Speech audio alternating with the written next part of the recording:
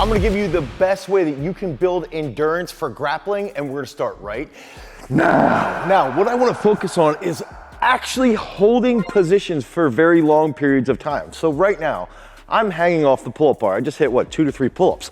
Now, if I hit 2 more, I wanna hang here for a couple more seconds, let's say 5 to 10 seconds. And some things that we can even do is like a walking pull-up grip. So we go to the chin up here, and then we walk back over and we hold for that long duration until you hit that failure point. So you can change that grip. You can do 2 to 3 pull-ups, hang for 15 to 20 seconds, go to the chin-up grip, 2 to 3 chin-ups, hang for 15 to 20 seconds, and then go back to that pull-up grip, basically until you have failure. This is a really good way to build up that endurance in your forearm, in your grip, biceps, your lats, your shoulder position, and that overhead position. Okay, these are all key components behind grappling. If we look at grappling, we need to have a lot of flexion, a lot of extension for pummeling. Even if we're in a sport like MMA and we're throwing punches, we're gonna have rapid extension. We have to be able to do that over a long period of time. Another big aspect is that we've got to have a big engine, okay? So we've got to do some longer, slow distance work. We're gonna get into that a little bit later, but we also have to be fast when we're looking at grappling, okay? When we're looking at a sport like wrestling, this is gonna be in that sport depth 3. There's gonna be a lot of endurance, there's gonna be a lot of high-paced work, and there's also has to be some strength work done to improve that endurance for that localized muscular endurance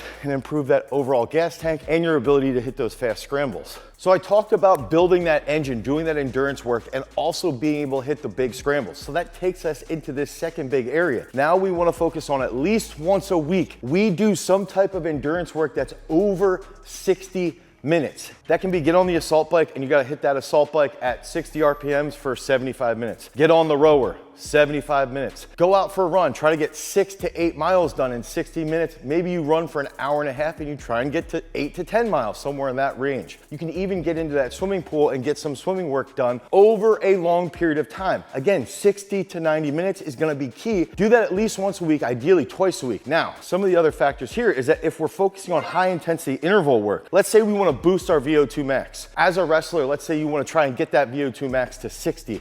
Okay, let's say you wanna push that a little bit more. Okay, now we can go 7 sets of 3-minute goes at 70 RPMs on the assault bike, and you do that once a week. That's gonna help increase your VO2 max. Doing some type of hill sprints, okay, with about 2 minutes rest, that's gonna increase that VO2 max. Think about 3 to 5 minute goes with 2 to 3 minute rest periods. That's where we're gonna have better endurance in those specific scrambles. Now, one big bonus that you can also utilize that's gonna be easy is that you can get in the sauna for 30 minutes a day, okay? But do this like 4 days a week. That's gonna add some mitochondrial volume, which in turn will help with that oxygen transport. Okay, so think back to the beginning. We hit those pull-ups and we did the walking grips. Okay, so you did walking grips or you did the hangs with the walking grip. That's gonna increase that muscular endurance over a long period of time. Then we talked about high intensity interval work or LSD work. So that's gonna help build that cardiac output for long periods of time. Now, the next thing that we're gonna get into is gonna be similar to the beginning, but this is going to be what we refer to as a Gwiz finisher. So this is something I use with 2-time world bronze medalist Nick Gwizdowski. This is something that we use to help him feel like he was finishing off a match. Okay, so it's gonna have a very specific role in improving your match strength with endurance. So what we'll do is we'll pick 3 exercises. Okay, so we wanna look at a big compound movement with an extension, then we're gonna look at a big compound movement with a flexion with a row, and then we're gonna pick one single joint exercise that's gonna lead to some serious endurance development in that joint that you're trying to target. So some athletes might have some shoulder weaknesses, some athletes might have some quad issues, meaning they get really tired in their quads or they get really tired in their lower back. So that's how we can improve this,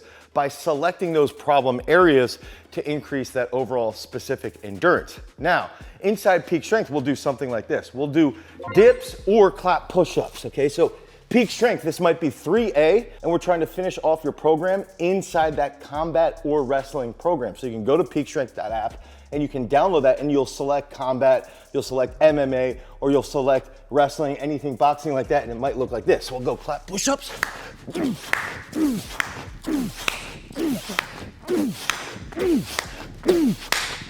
Okay, so now we'll rest about 10 seconds. We're gonna get into the next thing. So this would be 3B inside peak strength. This is where we're gonna lay that out. You're gonna have a rest timer that will help you go from exercise 3A to exercise 3B. Now this is where we get into that row. So we're gonna use a sled pull. Notice I'm using a 2-inch rope. That's gonna help mimic that wrist control. This will target my bicep, my lat, my abs, and my forearm. All key components behind combat, behind grappling, behind wrestling. Okay, so we'll get here. Oof. Come through.